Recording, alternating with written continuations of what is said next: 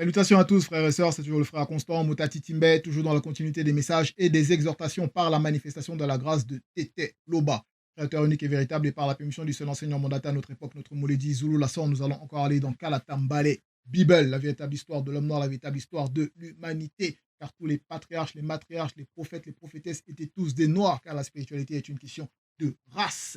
Disponible dans les éditions zululasson.com. Donc, si toi, tu as l'amour de la vérité qui est non noir, viens à la vérité. Si tu acceptes et mets en pratique la vérité, tu entres dans la grande communauté des Bassi.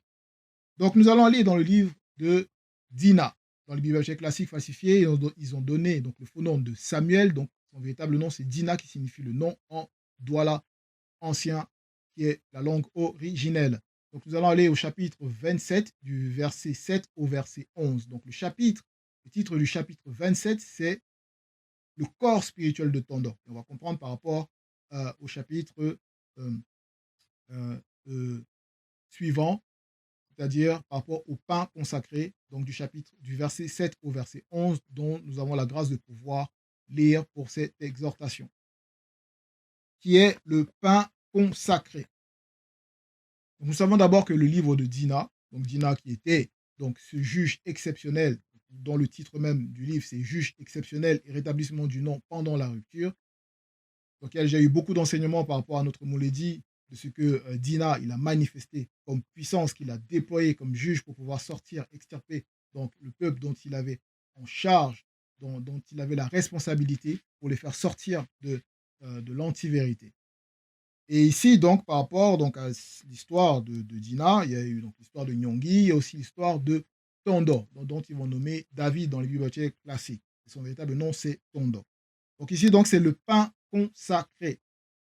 Donc le pain consacré, donc c'est quoi? Donc c'est bon, c'est un pain qui est consacré, forcément. Et consacré, ça veut dire quoi? C'est-à-dire que bon, c'est un pain qui est mis à part. Donc c'est un pain spécial, mis à part. Pourquoi? Pour une utilisation spéciale. Ça veut dire qu'il est consacré à des personnes qui sont spéciales, donc à des initiés en chef. Donc c'est ce pain consacré-là. Et par rapport au pain consacré, donc on va lire au verset 7. Il est dit, verset 7, après ces événements, virgule, donc quel événement dont je parlais par rapport au corps spirituel de Tondor, donc c'est après, avant donc les événements du pain consacré, donc de l'histoire du pain consacré, il s'est passé des choses. Donc par rapport au corps spirituel de Tondor, qu'est-ce qui s'est passé? Il y a eu une bataille spirituelle. Il y a eu une bataille spirituelle. Lors de cette bataille spirituelle, Nyongi, qui est Saül dans les bibliothèques classiques, a été de nouveau possédé par un démon guerrier de haut rang pour pouvoir donc faire du mal à Tondor, donc attaquer Tondor. Donc il est sorti spirituellement avec ses hommes, pour pouvoir attaquer Tondor. Donc ils se sont dirigés vers la demeure de Tondor et à leur grande surprise, quand ils sont arrivés au niveau de la demeure de Tondor, ils ont vu Tondor spirituellement, ils ont vu son corps spirituel. Et son corps spirituel, donc le corps spirituel de Tondor, dégageait une telle énergie, un tel aura spirituel, une telle puissance, car son corps spirituel était comme, je dis bien, comme à celui d'une entité.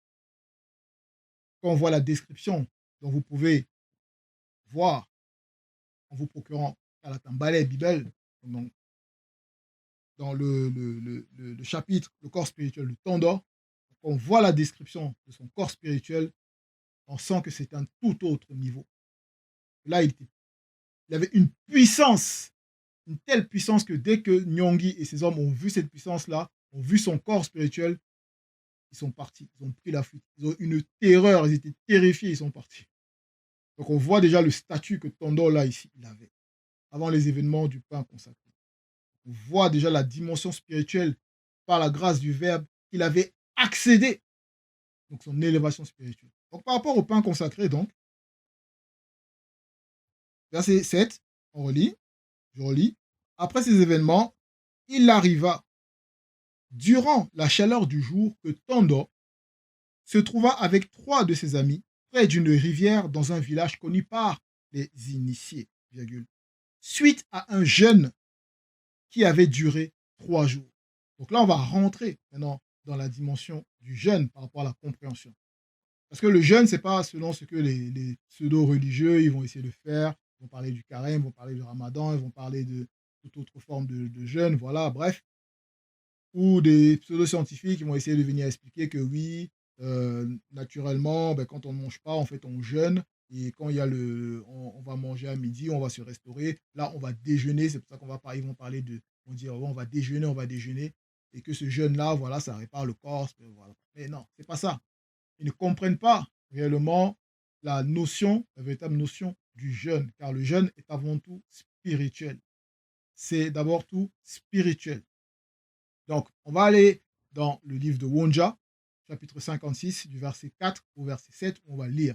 Wonja, qui est le véritable Ésaïe, il va parler d'abord par rapport aux jeunes dont ces pseudo-religieux qui vont manifester, ou ces pseudo-scientifiques dont ils vont parler, ou ceux qui pensent connaître ou pénétrer la connaissance interdite qui est cachée derrière le jeûne, il va les exposer d'abord. Donc, on va lire au verset 4 ici, où Wonja il dit, Wonja 56,4, il dit: Voici, vous jeûnez pour vous disputer et vous quereller, vous frappez méchamment du poing. Vous ne jeûnez pas comme le veut ce jour, virgule, pour que votre voix soit spirituellement entendue. Donc on voit déjà que ici, l'objectif d'abord du jeûne, premièrement, c'est pour que notre voix soit spirituellement entendue, parce que pour pouvoir accéder à une élévation de notre conscience, du moi intérieur. Donc, on poursuit au verset 5, dans Wonja. Est-ce là le jeûne auquel le verbe de l'Oba prend plaisir, un jour où l'homme humilie son âme selon le verbe? Point d'interrogation. Donc ce jour consacré, donc le jeûne, c'est pour humilier son âme selon le verbe. Et c'est un jour où le verbe donc, va prendre plaisir à cette manifestation-là. Courber la tête comme un jonc et se coucher sur un sac et de la cendre, est-ce là ce que tu appelleras un jeûne, virgule, comme on peut voir ceux qui quand ils jeûnent, voilà, ils manifestent leur accoutrement ou voilà, leur mine, tout ça. Un jour agréable approuvé par Moutatedi, l'entité, point d'interrogation. Verset 6, voici le jeûne que le verbe de l'Oba approuve, deux points. Détache spirituellement les chaînes de la méchanceté, virgule. Détache spirituellement les chaînes de la méchanceté. Dénoue spirituellement les liens de la servitude et que l'on rompe toute espèce de joug, point. Donc toute espèce de domination spirituelle, morale, intellectuelle, mentale, physique. Donc il faut se dépouiller de la mauvaise nature, du, oui, de toute forme de mauvais caractère, d'indiscipline, donc de tout ce qui n'est pas selon le verbe. Donc il y a un détachement, donc il y a une rupture, une séparation, un éloignement de la mauvaise nature. Or, ce n'est pas ce qu'on voit, ce dans le jeûne que les gens ils vont se dire pratiquer, même s'ils vont, là, ils vont être là à faire semblant d'être pieux, mais on sait que déjà par rapport à leur conscience intérieure, c'est déjà pourri parce qu'ils sont dans la fausse doctrine. On poursuit au verset 7 dans Wonja. Partage ton pain avec celui qui a faim selon le verbe. Si tu vois un homme nu, couvre-le selon le verbe et ne te détourne pas de ton semblable. Point. Donc on voit par rapport au jeûne, l'action du jeûne qui est véritablement à manifester. Et aussi Koudoumane, donc qui est Djoki Sabé, le véritable Christ qui était noir et non ce Jésus qui n'a jamais existé, l'abomination. Il dit au chapitre 36 donc, de son livre, au verset 58 à 59, il dévoile l'attitude physique, l'apparence qu'on doit manifester lors du jeûne. On ne doit pas faire comme ces hypocrites qui euh, euh, ils vont avoir l'air triste, abattus, ils vont pas prendre soin de leur visage, voilà, même, voilà, ils vont pas prendre soin d'eux, pour qu'on voit par leur apparence qu'ils sont dans un état de tristesse, ils vont dire, ah, moi, tu sais, moi, je jeûne, et tout ça, ils vont se vanter de ce jeûne qui leur apporte rien spirituellement. Or, L'Humané nous révèle que lors du jeûne, ben, on doit se laver les visages, donc on doit être présentable, on doit être beau, on doit se parfumer la tête, on ne doit pas agir comme ces hypocrites-là. On ne doit pas montrer forcément aux gens qu'on jeûne, qu'on est dans le jeûne, car c'est un moment intime. C'est c'est- c'est l'âme qui s'humilie pour recevoir spirituellement, donc pour grandir spirituellement. Donc on revient donc au verset 8 du chapitre de Dina et Wa, donc 1 Samuel, dont ils vont dire.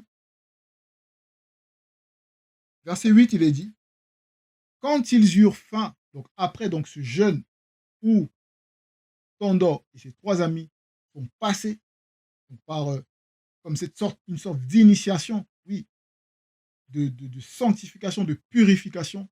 Donc ils sont passés par là, par ce jeûne. Ils ont eu faim. Là, ils ont ressenti la faim par rapport à leur corps, leur avatar du visible. Ils allèrent voir le grand prêtre du village. Point. Verset 9. Le grand prêtre du village dit à Tandor, deux points. Je n'ai pas de pain ordinaire, virgule.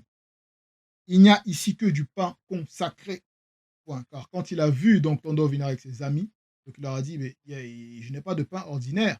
Parce qu'on a vu par rapport au pain consacré, donc c'est un pain qui est consacré par rapport aux initiés en chef. Par rapport aux initiés en chef. Comme on peut voir même par rapport à Boussedi 14 au verset 8, où il est dit, on va lire,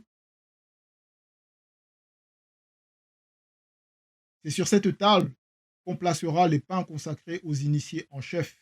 Il y en aura continuellement devant eux. Donc, on voit donc par rapport à ici ce que le prêtre donc, il dit à Tondo et à ses amis, donc il les avertit, donc, parce qu'il voit ses amis et pour lui, donc il n'a pas de pain ordinaire pour eux. Car il dit même à Tondo, donc par la suite, il dit, mais je peux t'en donner, virgule, mais je peux t'en donner. Donc il sait qu'il dit, je peux t'en donner. Parce que Tondo, c'est un initié en chef consacré, et plus précisément un roi initié en chef consacré.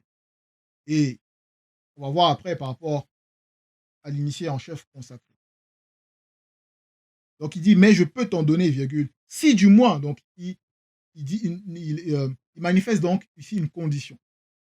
Si du moins tes amis se sont abstenus de femmes qui ne sont pas les leurs, donc si du moins tes amis avec qui tu es venu là se sont abstenus de femmes qui ne sont pas les leurs. Donc là, dans ce cas, ils pourront, du moins pour cet instant, pour ce moment, par rapport à cette situation spéciale, prendre du pain consacré. Verset 10, Tandor répondit au prêtre, deux points. Nous sommes, il a bien dit, nous sommes abstenus de femmes depuis 3 jours, virgule. Et tous mes amis, donc, et tous mes 3 amis sont purs, deux points. Donc, avant de rentrer dans les 2 points, donc, on voit ici que, donc, Tandor, donc, c'est initié en chef, ce roi initié en chef consacré, déclare que ses amis sont purs. Et nous savons que tout est pur pour celui qui est pur. Tout est pur pour celui qui est pur. Donc, on poursuit dans les 2 points. Il dit, d'ailleurs, c'est toujours Tandor qui parle, d'ailleurs, virgule, si c'est là un acte profane, virgule, il sera aujourd'hui sanctifié par moi. Point. Donc là, ici, il déclare qu'il est la sanctification de cet acte-là par rapport à son statut. Comme on peut voir où il dit dans Mienge 23, verset 4, où il dit, par rapport à mon statut de roi initié en chef consacré, donc il y a la suite, tout ça, donc on voit là par rapport à son statut. Mais l'initié en chef consacré, il a une position particulière, comme on peut voir déjà dans Misongi chapitre 2. On va les lire dans Misongi chapitre 2.